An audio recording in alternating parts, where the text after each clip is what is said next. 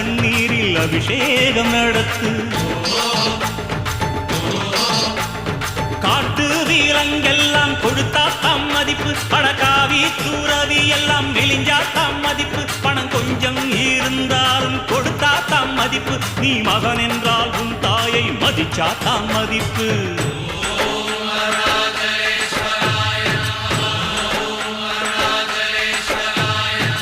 தனக்கென வாழ்பவன் இருக்கையில் இறக்கிறான், பிறக்கென வாழ்ந்தவன் இறந்துமே இருக்கிறான்.